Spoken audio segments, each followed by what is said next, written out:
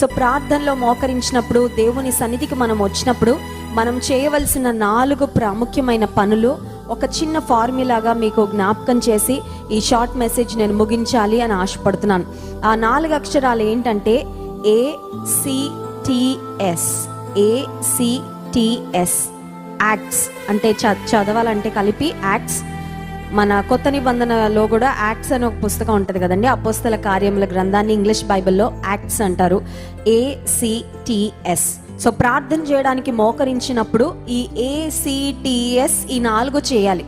ఏ అంటే ఏంటి, ఏ దేనికి గుర్తుగా ఉంది అని ఆలోచన చేస్తే A is for adoration. Adoration అంటే దేవుని స్తుతించడంతో, గణపరచడంతో మన ప్రార్థనను ప్రారంభించాలంట.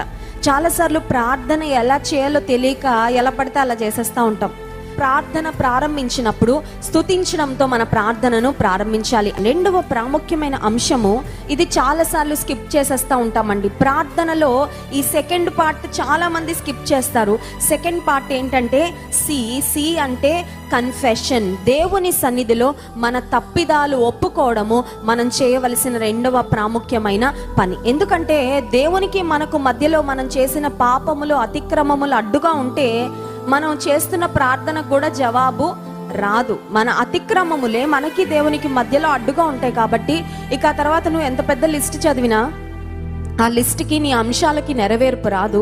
సో 2వదిగా మన జ్ఞాపకం ఉంచుకోవాల్సింది, ప్రార్థనలో మన తప్పులను, మన పాపములను దేవుని సన్నిధిలో ఒప్పుకోవాలి. 3వదిగా, ఇప్పుడన్నా ప్రేయర్ రిక్వెస్ట్ అని చెప్తారేమో అనుకుంటున్నారు కదా, 3వది కూడా కాదు ప్రేయర్ రిక్వెస్ట్. 3వది టీ అంటే థ్యాంక్స్ గివింగ్. ఏంటండి? టీ అంటే థ్యాంక్స్ గివింగ్. 3వదిగా కృతజ్ఞతాస్తుతులు చెల్లించుట. మరి అడోరేషన్కి థ్యాంక్స్ గివింగ్కి డిఫరెన్స్ ఏంటి?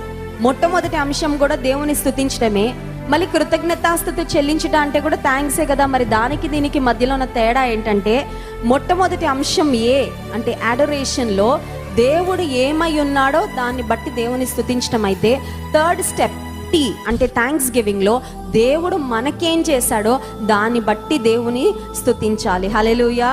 అండ్ దెన్ ఫైనలీ ఎస్ అంటే ఏంటంటే సప్లికేషన్ అంటే మన మనవులేంటో దేవుని సన్నిధిలో. ఇవన్నీ మొదలు పెడితే ప్రార్థన 2 నిమిషాల్లో అవ్వదండి, అవుతుందా? కానీ మన ప్రార్థనలో మొట్టమొదటిగా దేవుని ఆరాధించే అనుభవము, ఆయన ఏమై ఉన్నాడో దాన్ని బట్టి ఆయనను ఘనపరచడం. 2వదిగా మన పాపాలు దేవుని సన్నిధిలో ఒప్పుకోవడం. 3వదిగా కృతజ్ఞతాస్తుతులు చెల్లించడము. 4వదిగా అప్పుడు మన మనవులు దేవుని సన్నిధిలో మనం చెప్పుకుంటే మన ప్రార్థనలకు ఖచ్చితంగా దేవుడు జవాబును ఇస్తాడు.